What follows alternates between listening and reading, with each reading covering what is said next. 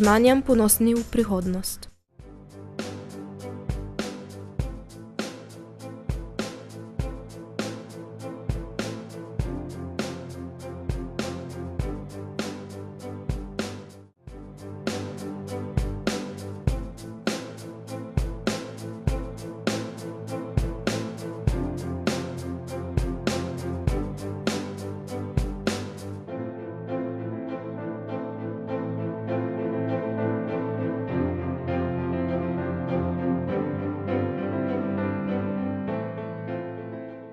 Dr. Stanislav Raščan se je rodil 22. novembra leta 1963 v Murski Soboti.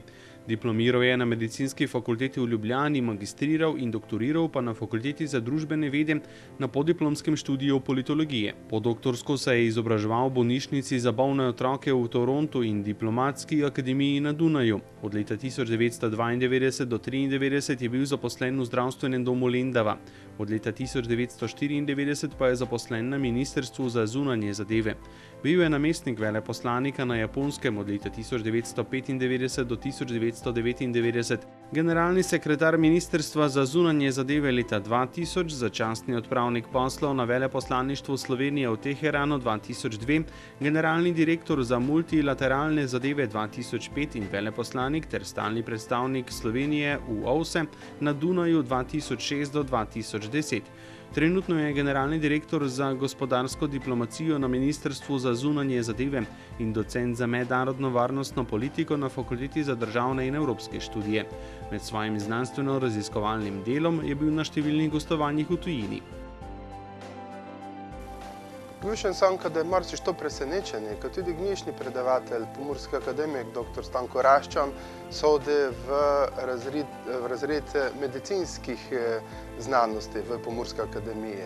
Zato, kad njega sigdar srečamo v enoj drugoj vlogi, v enoj diplomatskoj vlogi, kad tega je pač pot iz medicine zanesla v te vodi, ker je pa tudi face-to-face dobro upravlja in ko smo najbolj veseli, kad tisto tudi pripela nazaj v Pomurje. Ne smemo pozabiti, ker je bil po svoji funkciji in službeni dužnosti iniciator pa organizator fejs dosta že srečanj in tudi fejs dosta posvetov gli v Pomurje, gdje je probal svoje diplomatska poznanstva povezati z našim lokalnim gospodarstvom. In tudi gnjišno predavanje pomurskega akademika dr. Stankoja Raščana je povezano z gospodarsko diplomacijo. Torej, kako lejko naša diplomatska dejavnost nendre v svete pomaga našemu gospodarstvu, ki se poveže z tam lokalnimi gospodarstveniki in ka seveda z toga grata nekši posel, ka z toga grata nekši hasek za Slovenijo in še seveda ekstra fejste za Pomurje. Dostakrat diplomacija pomaga na to face-to-face važno poslanstvo predstavljanja države v tujini. In za voljo toga smo lejko samo toliko bolj veseli, če v naših diplomatskih krogih imamo ljudi, ki se toga zavedajo, imamo takšne ljudi, kak je pomurski akademik dr. Stanko Raščan in še bolj veseli smo, če so takšni ljudje Pomurci, ker so ne pozabili, odkąd so doma.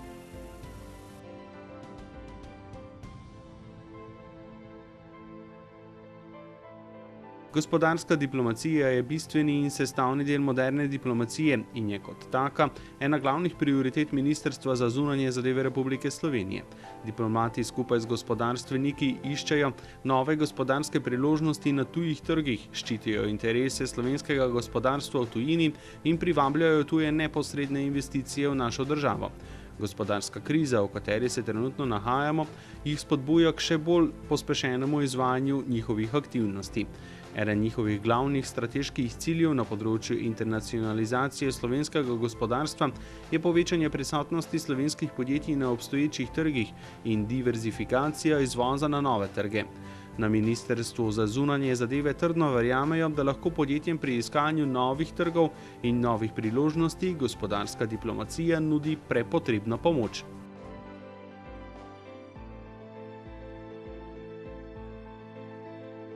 Povečanje slovenskega izvoza je eno izmed glavnih gonil izhoda iz gospodarske krize.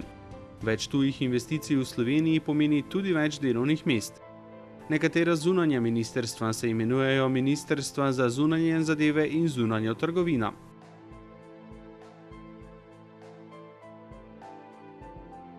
Ja, jaz imam danes čudovito priložnost, da povezujem svoje akademsko delo z svojim delom, ki ga upravljam vsak dan na Ministrstvu za zunanje zadeve kot generalni direktor za gospodarsko diplomacijo.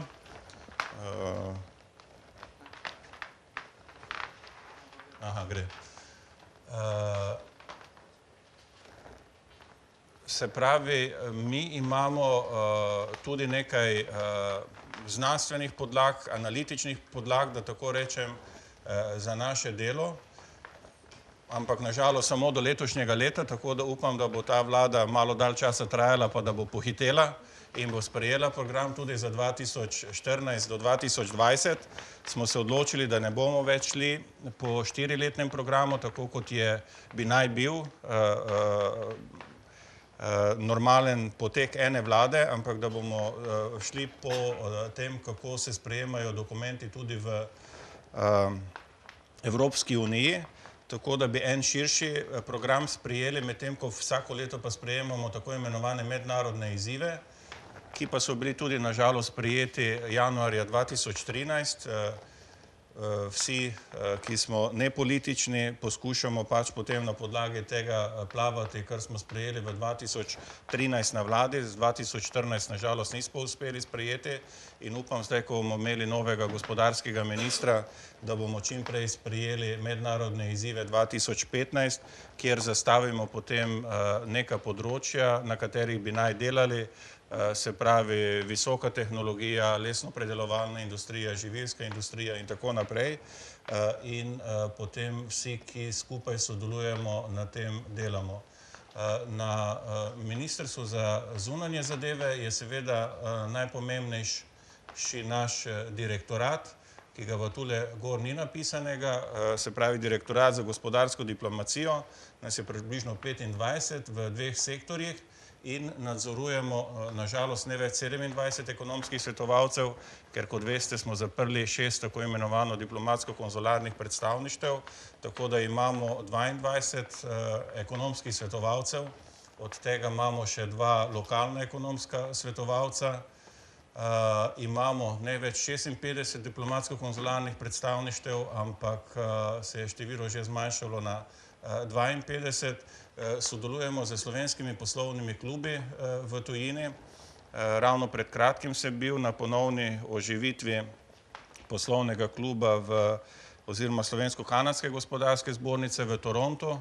Pred 25 leti sem sodeloval tudi pri njegovem začetnem navdušenem zagonu, potem je vse skupaj malo usahnilo in zdaj želijo ponovno pomagati. Dviga se nam pa mreža častnih konzulov Republike Slovenije v tujini, ni jih 80, se nam je število zvišalo že čez 100 in ravno pred 1 uro sem bil ob 40. obletnici firme Roto, gospod Pavlinjek nas je povabil in je prišel tudi na novo imenovani častni konzul Republike Slovenije iz Azerbejdžana. V takih državah, kot je Azerbejdžan, je to zelo pomembna funkcija. Tudi v Turkmenistanu na novo delamo, v Kazahstanu,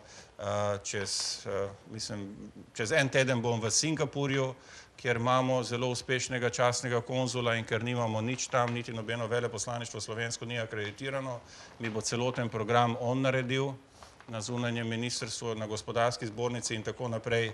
V ponedeljek imamo v Pekingu, bom pozdravil regionalno srečanje častnih konzulov, iz Hongkonga bo prišel častni konzul Bernard Lau, ki je že 25 let z nami in nam tudi pomaga z Tajske in tako naprej. Skratka, častni konzuli so zelo pomembna pomoč lahko tudi gospodarstvenikom, ker nič ne stanejo, ker jim država Slovenija da samo pečat in zastavo, vse ostalo morajo sami financirati. In potem seveda aktivno sodelujemo z vsemi ostalimi ministrstvi za gospodarski razvoj in tehnologijo. Gre državni sekretar z mano na medvladno mešano komisijo za Kitajsko naslednji teden. Spirit organizira v teh svojih 3 delih, zdaj ko so turistična organizacija, tehnološka agencija in internacionalizacija oziroma privabljanje investicij. Gospodarska zbornica Slovenije, Obrtna zbornica Slovenije in tako naprej. Z vsemi se skupaj skušamo povezovati in z vsemi skupaj delati. Naše aktivnosti so nekatere duhomorne, kot jih jaz imenujem, predvsem te medvladne mešane komisije, ko se po starem sovjetskem načinu sedemo skupaj, ampak nažalost v Turkmenistanu, na Kitajskem, pa tudi v nekaterih drugih državah enostavno drugega načina ne poznajo, oziroma je ta način tudi pri nas včasih najbolj kaj doseže, ker drugače vsak pravi, da nima denarja, da se ne da delati, tako da če se skliče meddržavna mešana komisija, to že tako dobro zveni, da potem nas pustijo naši šefi, da lahko gremo v tujino, drugače seveda ni nobenega več odhoda v tujino in vse moramo delati doma, pa za čim manj sredstvi. Tako potem imamo gospodarske delegacije, ki grejo v tujino. Gospodarske delegacije grejo z predsednikom vlade oziroma predsednico vlade v prejšnjem mandatu, z zunanjim ministrom, gospodarskim ministrom, da jih vseh ne naštevam, in tudi precej pomaga. Recimo en tak pomemben obisk je bil v Turkmenistanu, kjer res predsednik vse odloča, in smo uspeli dobiti, če se ne motim, 18 milijonov evrov je prvo pogodbo Iskratel podpisal po našem obisku v Turkmenistanu, zdaj pa prihaja nazaj turkmenski predsednik na obisk, prej pa še podpredsednik vlade in zunanji minister, in se mi zdi, da se bo to sodelovanje še povečalo in na koncu koncev tudi z Azerbejdžanom, ker smo se tudi trudili na vseh področjih, smo povečali za 100% naš izvoz, ampak nažalost štart je bil nizek, ne, začeli smo pri 6 milijonih, po 4-5 letih imamo zdaj 13 milijonov. Zelo se nam je večalo v Rusko federacijo, tam so s temi intenzivnimi medvladnimi mešanimi komisijami, izmenjavo obiskov in tako naprej smo do za 200-300 milijonov vsako leto povečali izvoz v Rusko federacijo, ampak kaj, če se je zdaj z vsemi sankcijami zaustavilo. Tudi za Ukrajino smo dobro napredovali in smo prišli na 200 milijonov našega izvoza, tako da se tudi precej pozna od tam, kje štartamo, koliko lahko potem tudi pomagamo. Organiziramo sestanke z vladnimi institucijami. Podpredsednik kitajske vlade se je najavil 3 tedne pred svojim obiskom z 150 gospodarstveniki, tako da smo morali stopiti vsi skupaj na čelo z podpredsednikom vlade in ministrom za kmetijstvo, magistrom Židanom, tako da smo se, kot včasih pravimo, boljše dobra improvizacija kot slaba organizacija. V improvizaciji smo enkratni in smo vse naredili, tako da Kitajci sploh niso mogli verjeti, da smo toliko vsega sposobni narediti, ampak res tudi mi smo bili prijetno presenečeni, da če stopimo skupaj, se znamo organizirati, najti denar in tako naprej. Ker tu, vse veste, trčimo na tisto, da je 18. julija zaprt proračun in od 18. julija naprej lahko samo analiziramo in prekladamo papirje, kakršenkoli strošek se mora dobesedno na vladi od ministra za finance vsak minister izpuliti, ampak to so res minimalni stroški. Če se ne motim, so se zdaj ministri največ ukvarjali z, kdo bo dal 5000 evrov za 150 člansko kitajsko delegacijo in tako naprej, ampak tako je bilo. Ampak pred tujci tega ne kažemo in tudi tukaj nismo kazali in je zelo v redu izpadlo. In kar mi zmeraj poudarjamo je, da si želimo, da bi naša podjetja prej prišla k nam, prej poiskala našo pomoč, predno naletijo na težave. Ravno kar rešujemo eno težavo, ker jim baterije gorijo, neke velike z Kitajske nekdo kupuje, imate pogodbo, nimamo pogodbe, imate kakšne druge zaščite, nič. Podjetje je enostavno naročilo, plačalo in zdaj čaka baterije, ki so se na poti v Slovenijo že na Kitajskem žgale, ne, tako da zdaj seveda slovensko podjetje želi vse dobiti nazaj, ampak kako bo dobilo kaj nazaj, če niti najbolj osnovnih papirjev nima s sabo. Tako da mi poskušamo tudi, ko gremo na te gospodarske delegacije in tako naprej, z pripravljalnimi sestanki jih izobraziti, kolikor lahko. Tukaj tudi nam zelo pomaga Gospodarska zbornica Slovenije, ostale zbornice.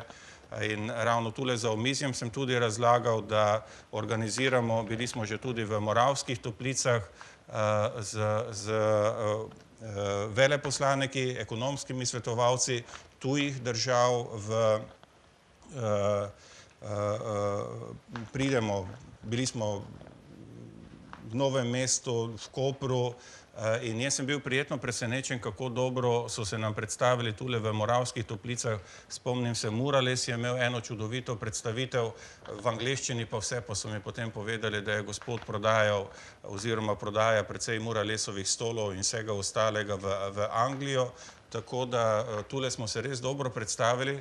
Zdaj bi pa naslednji teden morali iti v Postojno in imamo problem, ker se nam je javilo pač 20 diplomatsko-konzularnih predstavništev, nekateri pridejo tudi iz Rima, z Dunaja nas pokrivajo, medtem ko slovenskih podjetij z notranjsko-kraške regije, postojnske regije, prijavilo samo 8, ne, in bomo zadevo morali odpovedati, preložiti, kar je zelo škoda, ampak mi vidimo, da potencial je, da bi, pač mi vidimo, čisto malo se bilo treba izobraziti oziroma vzeti dobre prakse od podjetja do podjetja in premalokrat se nekako ne znajdemo. No, skratka, veliko dela nas čaka še doma in tisti odhod v tujino je potem samo češnja na tortici, vse ostalo je in veliko tega je treba narediti doma in tukaj je vloga potem tudi teh regijskih gospodarskih zbornic in še koga drugega, ker včasih so bili ti razni izpiti in za poslovanje z tujino. Ni mogel vsak poslovati z tujino, tega nažalost zdaj ni več toliko, ni toliko znanja in na tem se mi zdi, da bi morali delati. Tule vam pa zdaj samo plastično predstavljam, kako to izgleda. Se pravi, naša bela lisa je Afrika, ne. V Afriki smo prijetno presenečeni, ko vidimo, spet se vračam na firmo Roto, ne, v Ruando izvažajo čistilne naprave, če se ne motim, so bile tam zelo lepo narisane, pa še kam drugam. Javljajo se mi podjetja iz Maribora, z Ljubljane tudi, ki prodajajo software v Nigerijo in še kam, ampak po principu najprej plačaj, pa potem ti pošljem software in jim kar dobro plačujejo. Nimamo pa nobenega predstavništva. Imeli smo v Zambiji, če se ne motim, častnega konzula, pa je potem tisti naš pater Stane Rozman bil predstavljen drugam. Tako da poskušamo vse pokrivati za Kaira, kar je skoraj nemogoče. Imeli smo zadnjič tudi ministrico z Ugande, ki si je želela sodelovanje z Slovenijo, določena slovenska podjetja so tudi že tam, ampak jim potem lahko še manj pomagamo kot v ostalih državah.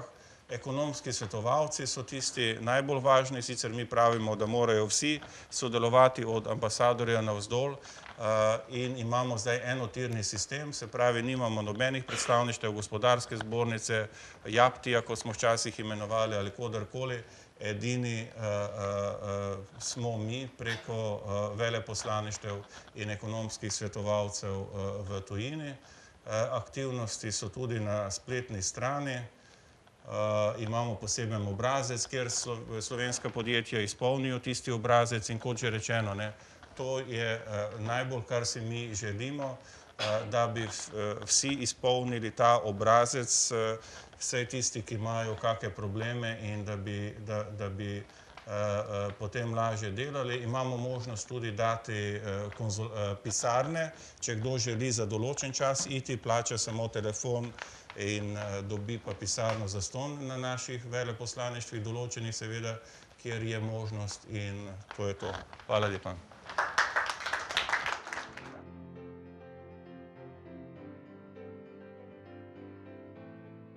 Eno največjih tujih investicij v letu 2014 imamo v Prekmurju.